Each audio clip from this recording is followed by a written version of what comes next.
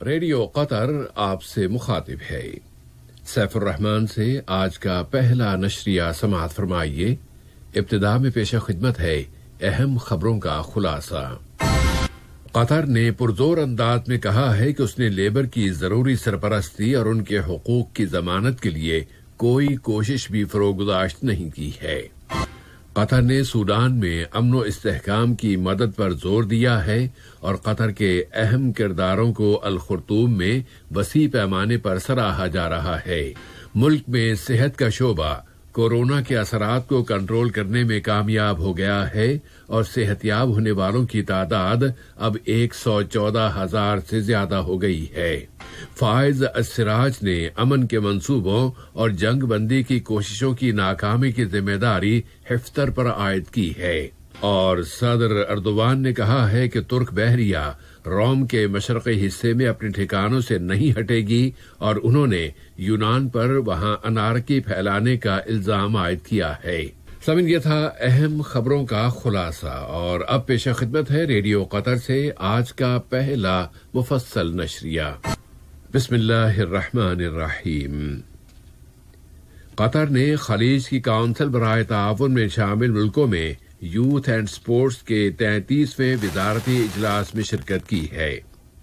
Video communication کے ذریعے ہونے والے اس اجلاس میں وزیر ثقافت و کھیل جناب صلاح بن غانم العلی نے اس اجلاس میں قطر کی نمائندگی کی ہے۔ کونسل برائے تعاون میں شامل ملکوں میں یوتھ اینڈ سپورٹس کے شعبے کے وزراء بھی اس اجلاس میں شریک تھے۔ اجلاس میں متعدد اہم موضوعات پر بحث کی گئی ہے، جن میں نمایاں ترین موضوع نووا کورونا وائرس کووڈ-19 کی وبا کی روک تھام کے لیے کونسل برائے تعاون کے ملکوں کی کوششوں کا موضوع رہا ہے۔ وفاقی جمہوریہ جرمنی کے لیے قطر کے سفیر جناب محمد جیہام الکواری نے کہا ہے کہ قطر نے مشرق وسطی میں ایک مرکزی طاقت بننے کے لیے بڑا فاصلہ طے کر لیا ہے کہ وہ ایک با اعتماد شریک اور پارٹنر کی حیثیت سے اپنا مقام بنانے میں کامیاب ہو چکا ہے، اور وہ علاقے میں امن و سلامتی اور استحکام کی کوششوں کی مدد کر رہا ہے۔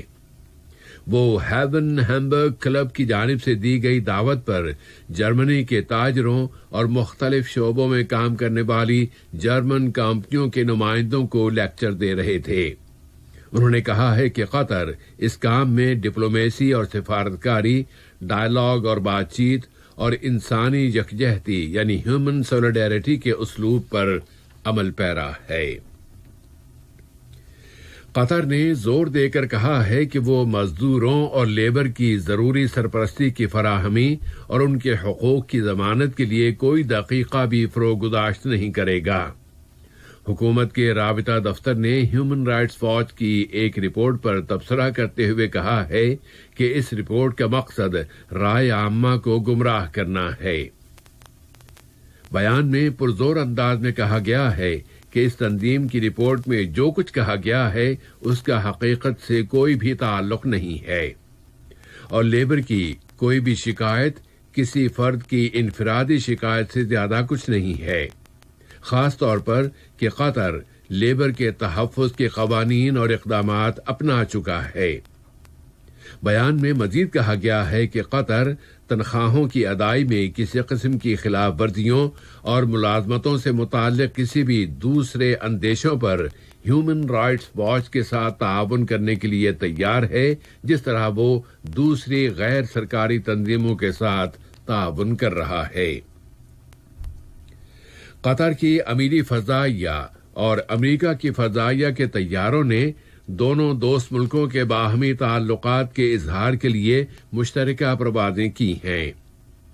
قطری امیری فضائیہ کے رافیل اور معراج طیاروں نے اور امریکی فضائیہ کے F-15E طیاروں نے ان پروازوں میں حصہ لیا ہے۔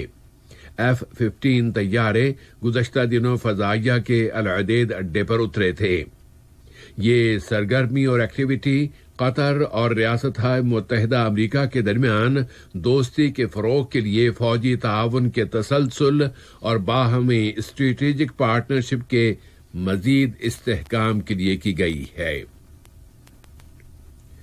دہشت گردی کی روک تھام اور تنازعوں کے تصفیے میں ثالثی کے لیے وزیر خارجہ کے خصوصی ایلچی ڈاکٹر مطلق بن ماجد القحطانی نے جمہوریہ سوڈان کی عبوری خود مختار کونسل کے صدر جنرل عبد الفتاح البرہان اور وزیر اعظم ڈاکٹر عبداللہ حمدوک کے ساتھ الخرطوم میں ملاقاتیں کی ہیں، جبکہ اس سے پہلے انہوں نے جنوبی سوڈان کے دارالحکومت جوبا میں وہاں کی عبوری کونسل کے اول نائب صدر جنرل محمد حمدان دگلو کے ساتھ بھی ملاقات کی تھی۔ ان اجلاسوں کا مقصد قطر کی اس خواہش کا اظہار ہے کہ پورے سوڈان میں امن بحال ہو جائے۔ اس اثناء میں سوڈان کی تحریک عدل و مساوات نے، جس نے دوحہ امن سمجھوتے پر دستخط کر رکھے ہیں، سوڈان میں پائیدار امن کی بحالی کے لیے قطر کے مستقل کردار کو نہایت قیمتی بتایا ہے۔ اس تحریک کے پولیٹیکل سیکریٹری جناب نہار عثمان نہار نے مزید کہا ہے کہ ڈاکٹر مطلق بن ماجد القحطانی کا دورہ سوڈان اس امر کی غمازی کر رہا ہے کہ قطر سوڈان میں اور بطور خاص دارفور میں امن کے عمل کی مسلسل مدد کرنے کا پابند ہے۔ وزارت صحت نے اعلان کیا ہے کہ ملک میں کورونا وائرس کووڈ-19 کے مزید 291 کیسز رجسٹر ہوئے ہیں اور مزید 291 مریض اب صحت یاب ہو گئے ہیں۔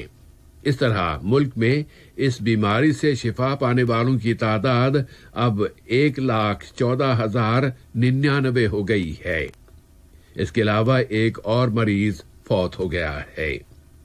قطر اب تک اپنی جن صلاحیتوں کا مظاہرہ کرتا آ رہا ہے وہ یہ ثابت کر رہی ہیں کہ قطر کی صحت سے متعلقہ حکمت عملی اور اسٹریٹجی نہایت صحیح ہے، جس کا شعار اور موٹو ہے صحت و سلامتی سب کے لیے۔ ملک میں کورونا وائرس کی روک تھام کی کوششوں کے ضمن میں ہی وزارت صحت نے وزارت تعلیم و اعلیٰ تعلیم اور پرائمری ہیلتھ کیئر کارپوریشن کے تعاون سے ملک بھر کے اسکولوں میں طلباء کی پرامن واپسی کے لیے احتیاطی اقدامات کی ورکشاپ کا آغاز کر دیا ہے۔ ان ورکشاپس کا مقصد ملک میں تعلیمی عمل کے لیے ایک پرامن اور محفوظ ماحول فراہم کرنا اور اسکولوں کی انتظامیہ کو ان مختلف احتیاطی تدابیر، رولز اور ذمہ داریوں سے آگاہ کرنا ہے جو اسے مختلف حالات اور سینیریوز میں ادا کرنا ہوگا۔ دریں اثنا قطر میں وائل کورنیل میڈیکل کالج میں وبائی بیماریوں کے پروفیسر ڈاکٹر لیث ابو رداد نے کہا ہے کہ کووڈ-19 سے شفا پانے والوں کو دوبارہ اس بیماری کے لگنے کا امکان انتہائی کم ہوتا ہے۔ عالمی سطح پر صحت کی عالمی تنظیم WHO نے انکشاف کیا ہے کہ دنیا کے 170 سے زیادہ ممالک کوویکس انیشیٹو میں شریک ہو گئے ہیں۔ یہ انیشیٹو بطور خاص نووا کورونا وائرس کی ویکسین کے حصول میں انصاف کے لیے تیار کیا گیا ہے۔ البتہ اس نے کہا ہے کہ ابھی مزید سرمایہ کی ضرورت ہے اور جو ممالک اس انیشیٹو میں شریک ہونا چاہتے ہیں وہ اس مہینے کے اختتام تک آگے آ سکتے ہیں۔ صحت کی عالمی تنظیم کے ڈائریکٹر نے کہا ہے کہ یہ انیشیٹو ویکسین تیار کرنے والے اور اسے خریدنے والے ملکوں کے لیے ممکنہ خطرات کو جمع کرنے کی ایک کوشش ہے، اور کوشش یہ ہے کہ قیمتیں کم سے کم سطح پر رہیں۔ اس انیشیٹو میں اس وقت 9 ویکسینز کو شامل کیا گیا ہے اور اس کا مقصد سن 2021 کے اختتام تک اپنے نام رجسٹر کرانے والے ملکوں کے ذریعے 2 بلین ڈوزز کی سپلائی کی ضمانت دینا ہے، اور اس میں اس وبا پر قابو پانے کے لیے صحت کے شعبے میں فرنٹ لائنز پر کام کرنے والوں پر توجہ مرکوز کی جائے گی۔ تیونس کے نامزد وزیر اعظم ہشام المشیشی نے اپنی کابینہ کی تشکیل کا اعلان کر دیا ہے اور کہا ہے کہ یہ کابینہ قابلیت رکھنے والوں کا کابینہ ہے۔ انہوں نے ایسی قابلیت رکھنے والے افراد کا انتخاب کیا ہے جو ملک کے اقتصادی اور سماجی حالات کو بہتر بنا سکیں اور تیونسی باشندوں کی فوری ضرورتوں کو پورا کر سکیں۔ لیبیا کی قومی وفاقی حکومت کے سربراہ فائز السراج نے ملک میں امن و سلامتی کے منصوبوں اور جنگ بندی کی کوششوں کو ناکام بنا دینے کی ذمہ داری retired major general Khalifa Haftar پر عائد کی ہے۔ فائز السراج نے سروسز فراہم کرنے والی وزارتوں میں تبدیلی کا بھی اعلان کر دیا ہے کہ دارالحکومت طرابلس میں سینکڑوں مظاہرین خراب معاشی حالات کے خلاف احتجاج کرتے ہوئے سڑکوں پر آ گئے تھے۔ امریکہ کے وزیر خارجہ مائک پومپیو نے علاقے کا اپنا دورہ شروع کر دیا ہے۔ انہوں نے اپنی اس امید کا بھی اظہار کیا ہے کہ دوسرے عرب ممالک بھی امارات کے نقش قدم پر چلتے ہوئے اسرائیل کے ساتھ تعلقات قائم کر لیں گے۔ ادھر فلسطینی وزیر اعظم نے عرب ملکوں سے مطالبہ کیا ہے کہ وہ اسرائیل کے ساتھ تعلقات قائم کرنے کے لیے امریکی دباؤ کے سامنے ہرگز نہ جھکیں۔ ترکی کے صدر رجب طیب ایردوان نے یونان کو متنبہ کیا ہے کہ وہ ان لوگوں کی باتوں پر دھیان نہ دے جو ترک بحریہ کے ساتھ مقابلے کے وقت اس کو کوئی فائدہ نہیں پہنچا سکیں گے۔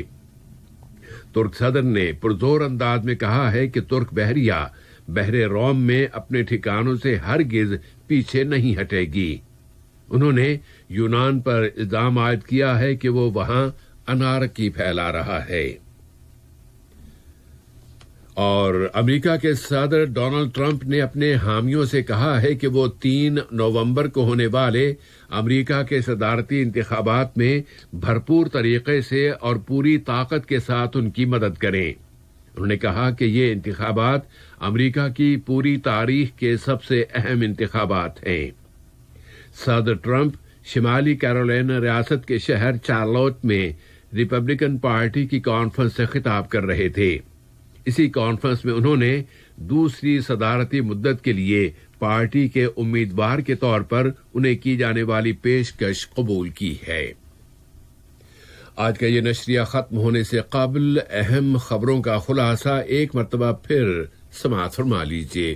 قطر نے پرزور انداز میں کہا ہے کہ اس نے لیبر کی ضروری سرپرستی اور ان کے حقوق کی ضمانت کے لیے کوئی کوشش بھی فروگزاشت نہیں کی ہے۔ قطر نے سوڈان میں امن و استحکام کی مدد پر زور دیا ہے اور قطر کے اہم کرداروں کو الخرطوم میں وسیع پیمانے پر سراہا جا رہا ہے۔